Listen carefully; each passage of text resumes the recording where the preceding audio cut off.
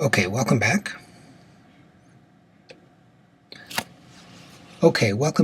We're going to give you your first assignment now, and we're going to talk to you a little bit about how you're going to have to accomplish it.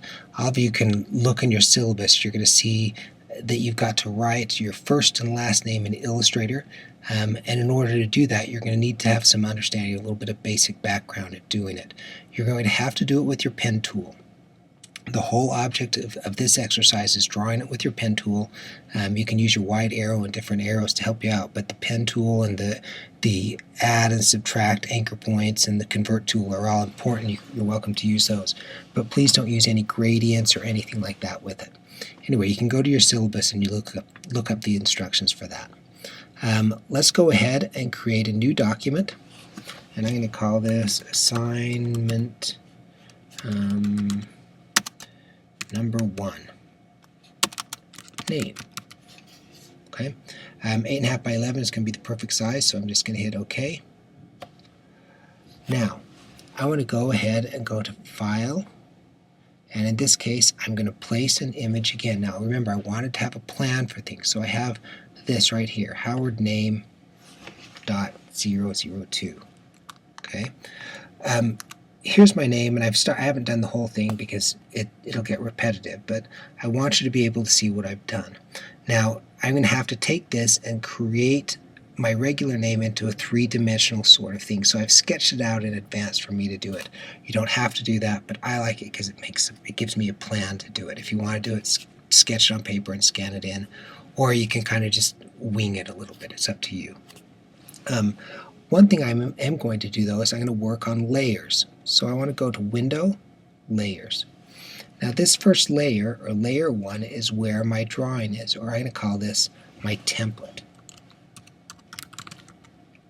Oops. It's light blue, so anything that I select on that layer is going to be outlined by blue.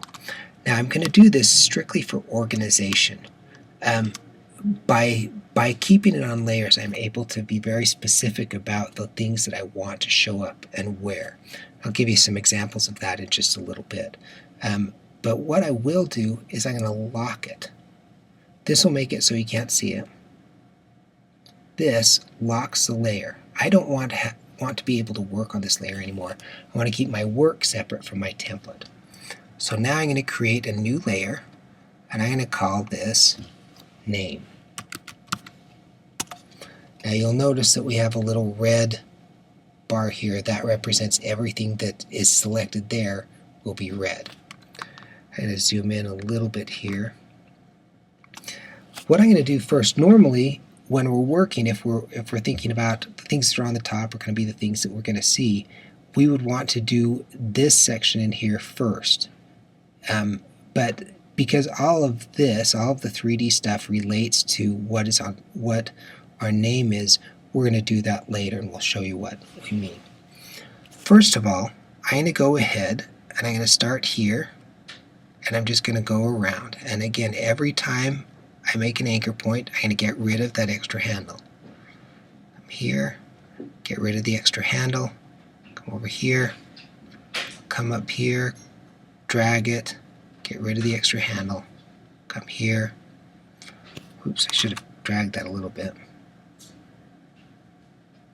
That. Get rid of the extra handle, come down here. Now I'm going to come in here and I'm going to click and drag, and then get rid of that extra handle. I'll come here and click and drag. That way I've got a nice graceful curve. I'm going to click here, come down to my base, get rid of that. I'll come back over here.